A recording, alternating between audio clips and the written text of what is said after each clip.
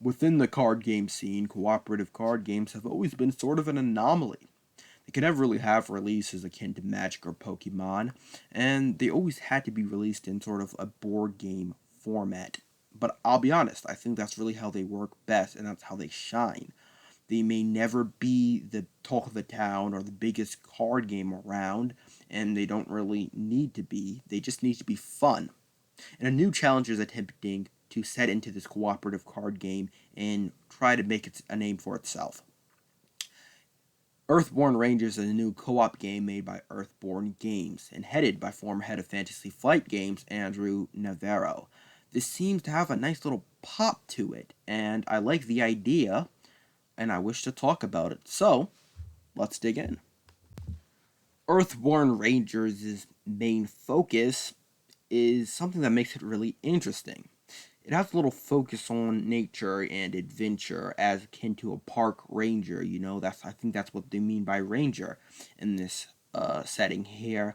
And that makes the game have a little fun feel to it. The artwork is nice, light, and bountiful, and it really brings a light-hearted type feel to the game. Though combat of course is part of the game, it takes more of a story focused approach, unlike Marvel Champions. And though the story is great and it drives most of the game, it is not a grim story or horrifying thing such as Arkham Horror. This game is a co-op game, but it also has a single player mode. Now this is great for a game like this. This means you can buy the game and play the game even if you have nobody to play with, kind of like me sometimes. Single player mode is great.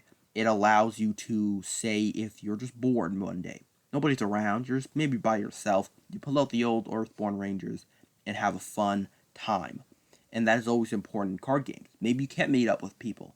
Maybe for whatever reason, you're in solitude or confinement. I don't know what reason you would have, but it really doesn't matter. You can pull up the game and you can have fun with it. But let's also be honest with ourselves. This is a card game. And card game is always a lot more fun with family and friends. I really hope this game makes working together within the game an incredibly important part of it, without taking away too much from the single player aspect. That's why cooperative card games always have to juggle these two things. Well, if there is a single player mode, of course. You always want to make sure that co-op and working together is an important part of the game, but if someone doesn't have somebody to work with, it doesn't take away too much from their experience. It needs to be balanced, like all things should be. Okay, now this game has many things that make it different from maybe some other card games you've played, but also many things that make it the same and similar. One thing that has me extremely excited that hasn't really been done so much in other card games is its amazing customability and making it feel like the character you play as is your own. Now, you play as a ranger in this game, using different aspects of yourself to explore lush and vibrant worlds full of nature's wonders and mysterious ruins.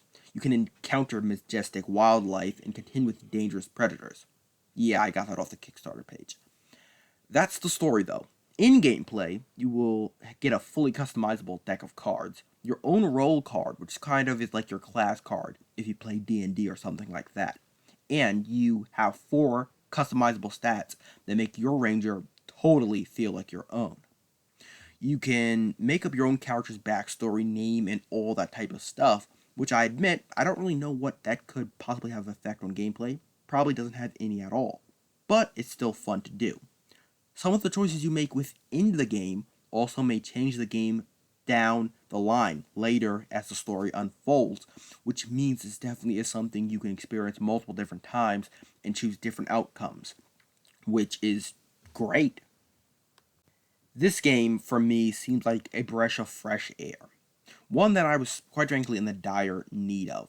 This game seems to take away and take a step back from the typical swords and sorcery, and maybe any other typical type of genre setting you may find, and try to create its own sort of universe, taking a focus on nature and stuff like that you don't really see that much in card games. From the art to the gameplay, this game seems like it could be a ton of fun, and I really hope it is. This is a lot more, and there is a lot more that I'd like to talk about this game. And in the future, I probably will. But for now, that's really all I have to say.